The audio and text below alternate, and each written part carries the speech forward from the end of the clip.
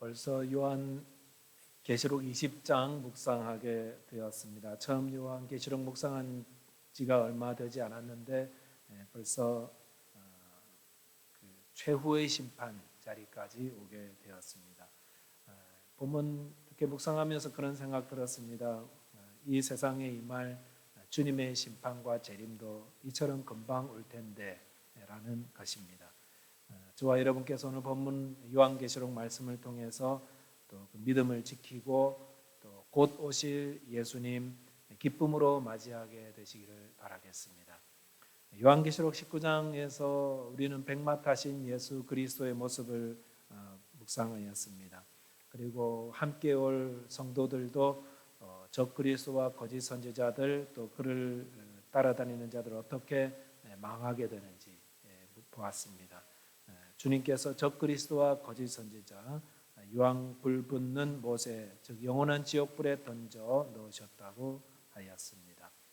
그리고 그리스도의 입에 나오는 그 말씀으로 적그리스도와 거짓 선지자 추종하는 자들도 다 멸하였다라고 말씀하였습니다. 오늘 본문 1절과 2절에 보시면 또 내가 보매 천사가 무저갱의 열쇠와 큰 쇠사슬을 그의 손에 가지고 하늘로부터 내려와서 용을 잡으니 곧 옛뱀이요 마귀요 사탄이라 잡아서 1000년 동안 결박하였다라고 하였습니다.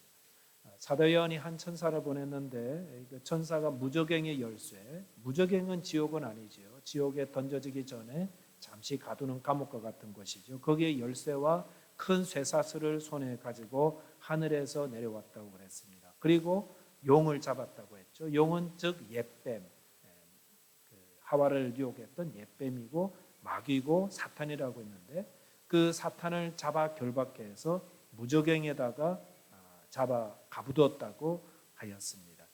하나님께서 천사를 통해서 사탄을 잡아 결박하셨다라고 했죠. 그래서 3절에 보면은 무저갱에 던져 넣어 잠그고 그 위에 임봉하여 1000년이 차도록 다시는 만국을 미혹하지 못하게 하였는데 그 외에는 반드시 잠깐 놓인다라고 하였습니다. 사탄이 1000년 동안 무저갱이라는 감옥에 갇혀 있게 된다고 했는데 그리고 잠깐 풀려난다라고 하였습니다. 여기 보시면은 하나님이 천사를 보내서 사단을 가두었죠. 무저갱에 가두고 1000년 후에 잠깐 놓았다. 이거 가지고 신학자들이 참 많은 논쟁을 합니다. 그래서 요한계시록에서 가장 해석하기 어려운 장이 바로 요한계시록 20장이죠. 1000년이 언제 오는 거냐, 마귀는 왜 놓이느냐 이런 거 가지고 또 많이들 논쟁하고 계십니다. 그런데 이것은 그 나중에 또 천년 왕국과 이렇게 연결되어 있고요. 첫째 부활이 있고 둘째 부활이 있고 이런 것들 때문에 본문을 참 묵상하다가 그런 또 내용들 때문에 더 혼란을 가정할 수가 있습니다. 그런데 우리가 이런 논란 가운데에 요한계시록에 길을 잃지 말아야 되는데 하나님께서 왜 사도 요한을 통해서 요한계시록을 주었는지 그 본래 목적과 이유를 좀 살펴봐야 합니다. 그것은 우리로 하여금 천년왕국이 언제다, 재림 이전에 있을 거다, 재림 이후에 있을 거다, 혹은 재림이 어떤 상징적인 거다, 혹은 문자적인 거다, 역사적인 어떤 거다 이런 것들을 정확하게 알아가지고 무슨 점쟁이처럼 이거 다음에 이거 있을 거야 이렇게 알려주신다기보다는 그래서 지금 사탄은 무엇고 그 다음은 무슨 시기고 이런 것들을 앞으로 쪽제기처럼 알려주시기 위함이 아니다라는 거 우리가 기억해야겠습니다. 대신 이 요한계시록에 말씀을 주신 이유가 뭐냐면은 비록 성도들이 악한 마귀와 또 세상 권세에 의해서 고통받고 핍박받고 또 인내하고 그런 가중에 있다 할지라도 결국 모든 것이 하나님의 주권 아래 이루어질 것이다. 그리고 예수 그리스도께서 그의 신부들을 데리고 오실 날이 있을 거니까 그때 되면 모든 게 다 하나님의 그 권세 아래 굴복하게 되고 최후 심판이 일어나고 주님께서 승리하게 될 거고 그러니까 성도들도 인내로 믿음을 지켰다가 함께 승리하는 자가 되라. 이 메시지를 주기 위한 거죠. 그런데 이 메시지를 묵상하면서 중간에 천년왕국이 이때 있을 것이다, 저때 있을 것이다, 사탄은 왜 놓이느냐 이런 것 때문에 정확하게 그걸 알 수도 있겠지만 알 수 없는 그런 것들까지도 막 파헤쳐가지고 그걸 논쟁하고 거기에 매여 있게 되면 전체 메시지를 잃어버릴 수가 있습니다. 그러면 요한계시록 읽은 목적이 없어져 버리는 거예요. 요한계시록을 읽고 나면 우리의 마음에 기쁨과 감격과 확신이 넘쳐야 되는데 혼란스럽게 되는 것은 하나님께서 우리에게 주신 말씀을 주신 이유가 아니라는 것입니다. 보십시오. 하나님께서 사탄을 얼마나 한순간에 제압해 버리세요. 하나님이 오신 것도 아니에요. 그냥 천사 하나 보내가지고 열쇠 하나 들고 그다음에 쇠사슬 가지고 하나님의 권세로 사로잡아 버리니까 사탄은 금방 사로잡히는 존재가 되어버렸습니다. 아담과 하와를 유혹해서 온 인류를 죄 가운데 빠져들이고 또 지금도 공중 권세를 가지고 하나님의 나라를 회방하는 그 사탄의 세력이 너무 강하다고 느껴지지만 우리에게는 하나님께는 너무 쉬운 거예요. 하나님의 권세 아래에 있다는 거예요. 그러니까 우리가 보기에는 참 무시무시해 보여도요, 하나님께는 너무 한 손에 붙잡아 올 수 있는 그런 존재가 사탄의 존재라는 겁니다. 마치 도로에 무법천지처럼 막 다니고 있는 그런 그런 차량들이 경찰차가 나타나면서 사이렌 한번 쫙 울리면 그냥 힘 못 쓰고 옆에 서가지고 이렇게 막 순종하는 것처럼 공중 권세 잡은 그런 사탄이라 할지라도 하나님의 권세 앞에서는 아무 힘이 없다.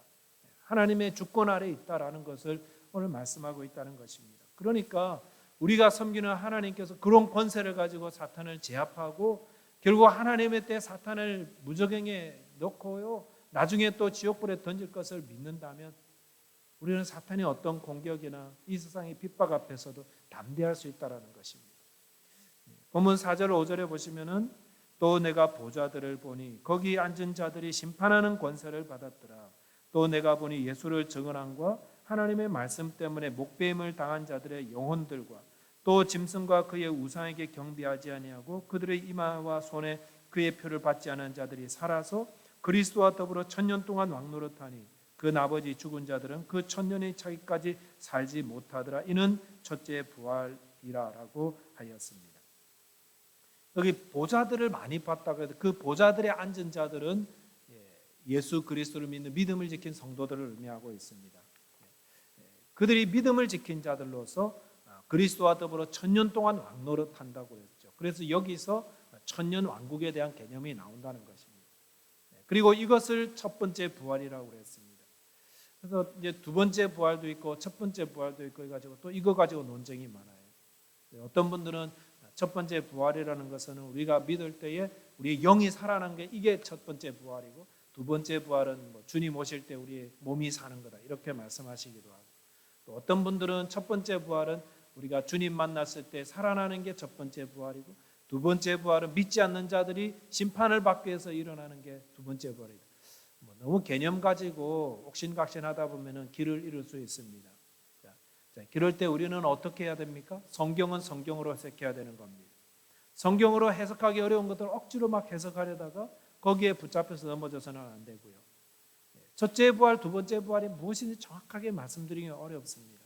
그렇지만 다른 성경에서 이 부활에 대한 거, 예수 그리스도의 오심에 대해 어떻게 이야기하였는지를 그걸 통해서 오늘 본문의 내용들을 좀 명확하게 좀 볼 수가 있다는 것입니다.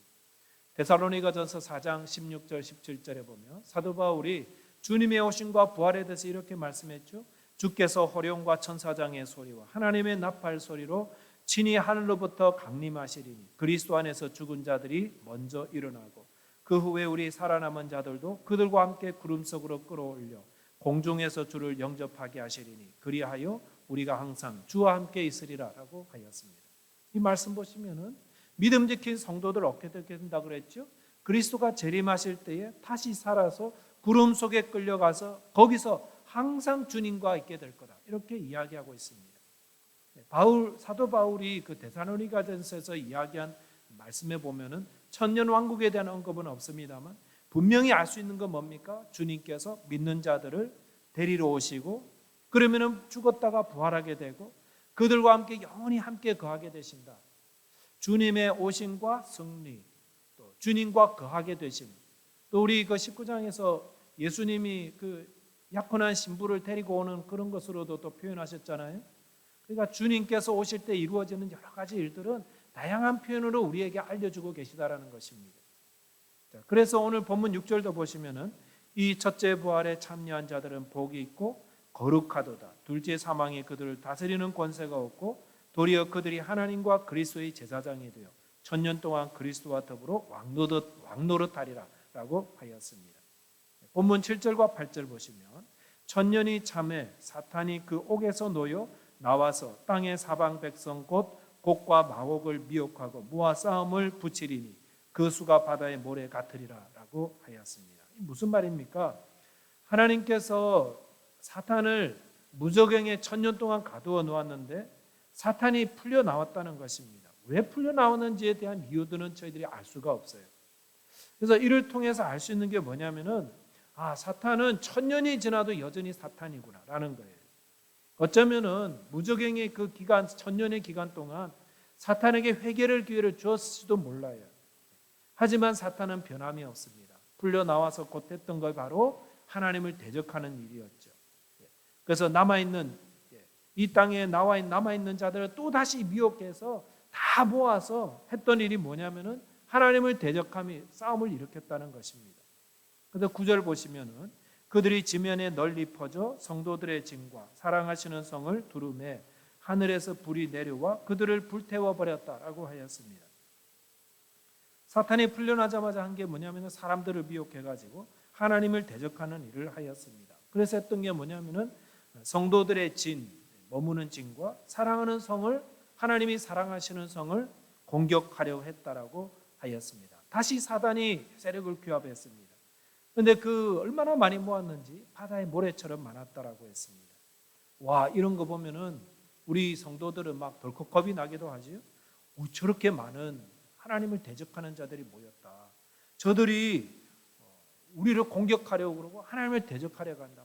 막 큰일 났다고 생각하겠죠. 그런데 그 다음 순간 어떻게 됐습니까? 너무 싱겁게 끝나버리죠. 하늘에서 불이 내려와서 그들을 다 불태워버렸습니다. 전쟁 치러보지도 못하고 한순간에 사단의 세력들 다 멸망하고 말았습니다. 이게 바로 악의 세력이 하나님의 백성된 성도들 포위하고 공격한다 할지라도 두려워할 필요가 없다라는 것입니다. 악의 세력은 하나님이 단순간에 불로 소멸시킬 수 있는, 그리고 성도에게 승리를 주신다는 겁니다. 하나님의 능력과 성도에게 주신 승리가 이런 것들입니다. 그래서 10절 보시면은 또 그들을 미혹하는 마귀가 불과 유황못에 던져지니 거기는 그 짐승과 거짓 선지자도 있어 세세토록 밤낮 괴로움을 받으리라라고 하였습니다. 하나님께서 마귀를 붙잡아서 그를 불과 유황못에 던져 넣었다고 하였습니다. 그리고 거기는 이미 적그리스도도 들어와 있고 거짓 선지자도 있어서 세세토록 밤낮 괴로움을 당하는 곳이다. 세세토록 밤낮 괴로움을 당한다. 드디어 만국을 미혹하던, 태초부터 만국을 미혹하던 사탄이 결국 벌을 받아서, 합당한 벌을 받아서 지옥불에 던져졌다는 것입니다. 그리고 그리스도의 완전한 승리가 확정되었던 것을 볼 수가 있습니다. 오늘 본문 보면서 우리가 가져야 되는 믿음이 뭡니까? 사탄의 권능은 크고 위협적이지만 절대로 영원하지도 않고 제한적이다라는 것입니다.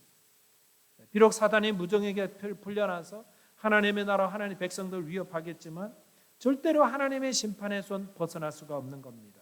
그리고 불타는 유황못에 던져져서 밤낮 괴로움을 당한다라고 했습니다. 여기서 지옥은 세세토록 밤낮 괴로움을 당하는 곳이라고 하였습니다. 지옥이라는 곳 생각해 보면은 한 번 들어가면 다시는 못 나오는 것입니다. 그러니까 우리는 지옥 안 가려고 정말 노력해야 됩니다. 예수 잘 믿어야 됩니다. 그리고 우리에게 기회가 지금 주어졌잖아요. 세상에 사는 시간은 기회가 주어진 시간입니다. 구원을 얻는 시간입니다. 그리고 아직까지 자기의 죄를 회개하지 못하고 하나님을 대적하고 있는 자들에게 지옥에 있음을 알려주고 그들에게 구원받을 수 있는 복음을 전해줘야 되는 것이 지금 기회가 있는 이 시간이라는 것입니다. 하나님은 모든 죄인이, 아무도 어떤 죄인도 지옥 가는 거 원치 않습니다. 그들이 다 회개하고 돌아오는 것, 이거 하나님이 원하는 것입니다. 에스겔서 33장 11절에 보시면은 나는 악인의 죽는 것을 기뻐하지 아니하고 악인이 그의 길에서 돌이켜 사는 것을 기뻐한다고 하였습니다. 하나님 악인 죽는 것 기뻐하지 않습니다.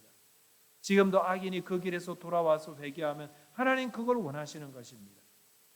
저와 여러분께서 악한 길에 있다면 그것에도 회개해야 되고요. 또 악한 길에 있는 자들을 복음을 전하여서 하나님께 돌이키게 하는 별과 같이 빛나는 전도인의 삶을 살아야 될 줄을 믿습니다. 함께 기도하겠습니다. 하나님 아버지 감사합니다. 요한계시록 20장의 말씀을 통하여서 우리 주님께서 장차 이 땅에 오셔서 이 땅을 미혹하게 하던 태초부터 미혹하였던 악한 마귀를 제압하고 그를 영원한 불못에 던져서 벌을 받게 하시는 하나님, 정말로 우리를 담대하게 하는 말씀 주신 것 감사드립니다. 우리를 위협하고 또 박해하며 또 성도들을 핍박하던 많은 세력들, 저희들 이 말씀 통해서 담대함을 가지고 이기게 하여 주시고 우리들이 가진 믿음 끝까지 잘 지키고 그래서 하나님 앞에서 기뻐하며 또 승리를 찬양하고 영광을 누릴 수 있는 모든 성도들 다 되게 하여 주옵소서. 지금도 예수 이름으로 고통받고 박해받는 이 땅의 모든 백성들 함께하여 주시고 이들에게 믿음 더하여 주시고 말씀을 통하여서 그들의 믿음을 굳건히 지키게 하시고 끝까지 승리할 수 있게 하여 주옵소서. 아직도 지옥과 또 하나님 앞에 멸망받는 거 알지 못하는 어리석은 자들, 무지한 자들이 있습니다. 하나님 저희들에게 복음을 전하게 하시고 그들이 회개하고 하나님 앞에 돌아와서 주님께 구원받는 귀한 은혜의 자리를 동참할 수 있도록 도와주옵소서. 또 저희들에게 주신 이 기회의 시간에 주님 진실하게 믿고 섬기다가 주님 부르실 때 기쁨으로 주님 맞이하는 승리하는 또 구원받는 모든 성도들 다 되게 하여 주옵소서. 우리 주님 예수 그리스도 이름 의지하여 기도하옵나이다. 아멘. 아멘.